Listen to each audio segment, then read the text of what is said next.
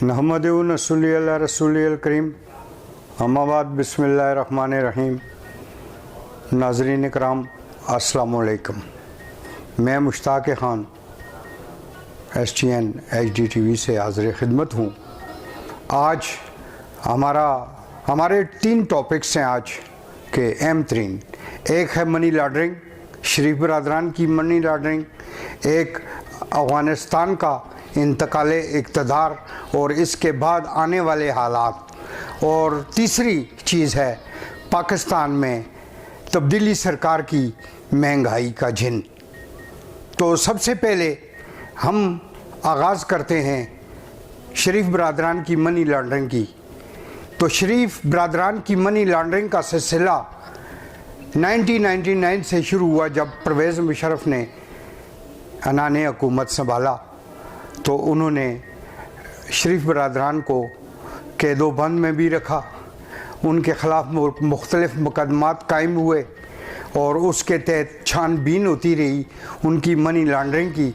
उसके लिए जो है वो बाकायदा एहतसाब ब्यूरो को नया मेकअप करके तो नेब में तब्दील किया गया और उस वक़्त शरीफ बरदरान के ख़िलाफ़ मनी लॉन्ड्रिंग का आगाज़ हुआ।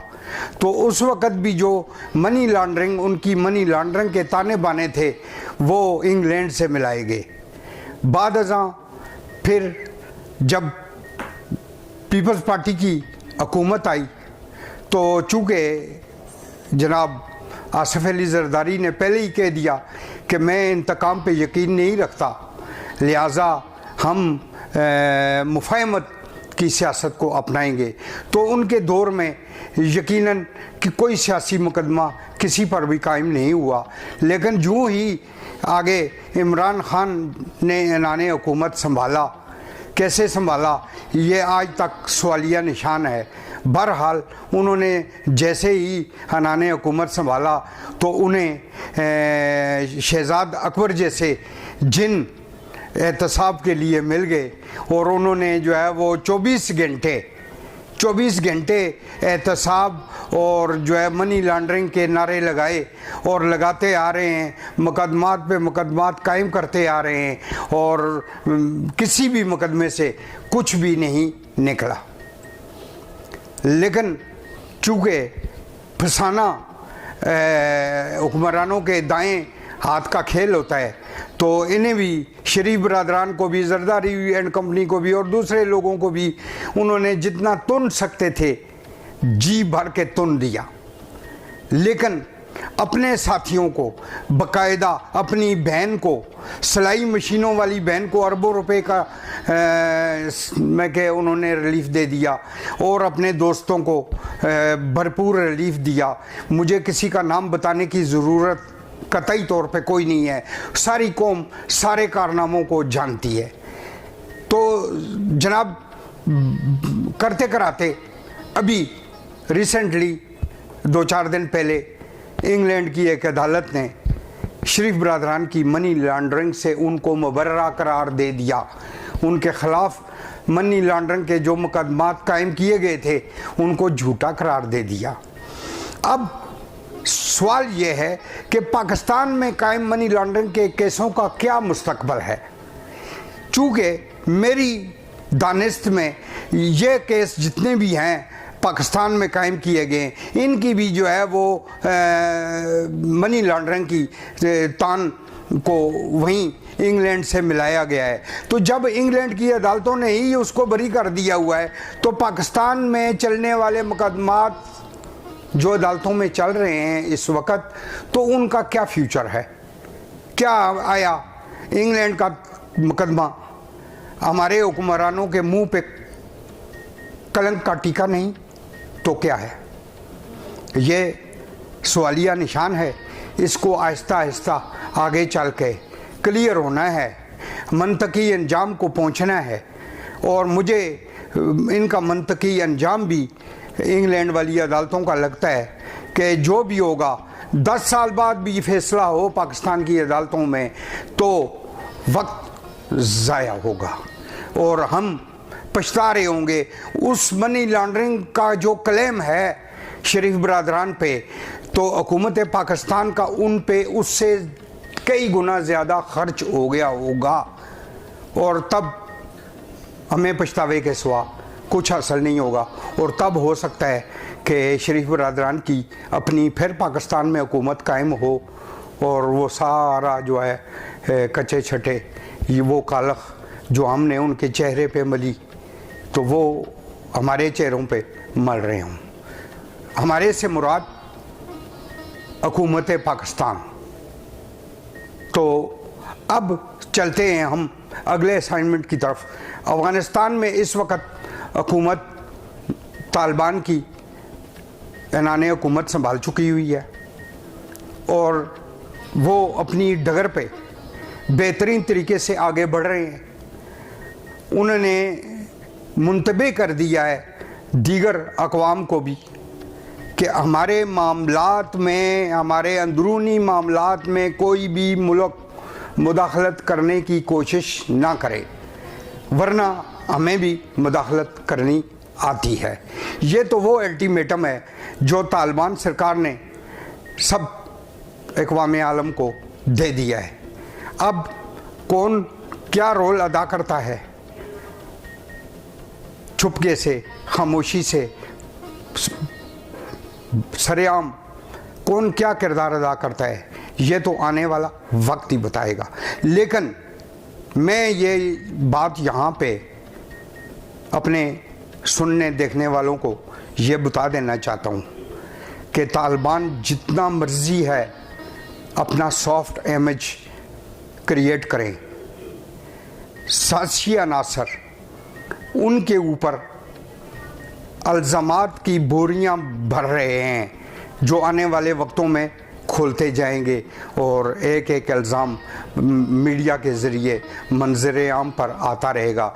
जैसे कि मुल्ला फजलुल्लाह ने जब स्वात में अपना गिरफ्त की, तो उनके ख़िलाफ़ कहीं औरतों पे तशद्दुद का स्कैंडल आ गया, कहीं पे कोई और स्कैंडल आ गया, कहीं पे बच्चों की गर्दनें काटने का स्कैंडल आ गया, कहीं पे स्कूलों को फना करने की बातें होने लगीं। इसी तरह सेम तालिबान दुश्मन अनासर के पास वही हथकंडे हैं जिनको वो इनके ख़िलाफ़, इनके सॉफ्ट इमेज को तबाह करने के लिए इस्तेमाल करते रहेंगे। तो मैं अपने इस व्लॉग के ज़रिए तालिबान हुकूमत को ख़बरदार करना चाहता हूँ कि ऐसे दुश्मनों से होशियार रहें जो आपके इमेज को तबाह करेंगे। तो इस वक्त सुनने में ये आ रहा है कि काबुल में ख़वातीन भी मर्दों के शाना बशाना अपना कौमी किरदार अदा कर रही हैं। वो उन्होंने अपने दफातर संभाल ली हैं, बड़े भले अंदाज में वो उन्होंने स्कार्फ लिए हैं और वो अपना काम कर रही हैं। कहीं पर भी उनकी राह में तालिबान की तरफ से कोई रुकावट देखने में नहीं आ रही। लेकिन तालिबान के ख़िलाफ़, तालिबान सरकार के ख़िलाफ़ मोसाद, रा, ये सारे मिलजुल कर मैं कि उनका इमेज ख़राब करने की प्लानिंगें कर रहे हैं, जिनसे उनको ख़बरदार रहना होगा। और पाकिस्तान के अवाम तालिबान के हमदर्द भी हैं और दोस्त भी हैं। तो मैं तालिबान से ये कहूँगा कि वो पाकिस्तान के ऊपर आंखें ना निकालें। अगर कोई उनको पाकिस्तान के अंदर से अफराद अपने मुखालिफ नज़र आते हैं तो जिस तरह मर्जी है उनके साथ निपटें, लेकिन पाकिस्तान के अवाम ने आपकी अफ़गान अवाम को कई नस्लों से संभालते आ रहे हैं। अपने बच्चों के पेट काट कर आपको खुला पिला रहे हैं, आपको तनावर दरख्त बना दिया, आपको सारी आसाइशें पाकिस्तान ने मुहैया की। तो लिहाजा पाकिस्तान की तरफ आंखें मत निकालें, ये आपके ना मुफाद में है, ना पाकिस्तान के अवाम के मुफाद में है। तो ये दुश्मनों के लिए जग अरसाई का सबब ज़रूर है। तो अब आते हैं हम अपने आज के तीसरे असाइनमेंट की तरफ। तो हमारा आज का तीसरा असाइनमेंट है तब्दीली सरकार की महंगाई। तो महंगाई ने पाकिस्तान के अवाम का जीना दोबार कर दिया हुआ है और पाकिस्तान के अवाम बिल्कुल परेशान हाल हैं। जो गरीब लोग हैं वो गरीब तर हो गए हैं और जो अमीर हैं वो अमीर तर हो गए हैं। तो लिहाजा पाकिस्तान में गरीब का रोज़गार, जब रोज़गार होगा, अच्छी उसको मजदूरी मिलेगी, तो वो भी आइंदा हालात का मुकाबला कर सकेगा। तो कब तक तब्दीली सरकार पाकिस्तान के अवाम को घबराने से रोकेगी? तो हम इमरान खान से ये रिक्वेस्ट करते हैं कि खुदारा अब आवाम बहुत घबरा चुकी है, इसको घबराने से मना ना करें, घबराने दें। तो इसके साथ ही मैं आपसे दरख्वास्त करता हूं कि अगर आपने हमारे चैनल को सब्सक्राइब नहीं किया तो इसे सब्सक्राइब करें, इसे शेयर करें, ताकि हमारी नई नई वीडियोस, हमारी नई नई खबरें आपको मिलती रहें। तो तब तक अगली असाइनमेंट तक हमें इजाज़त दीजिए। खुदा हाफिज़।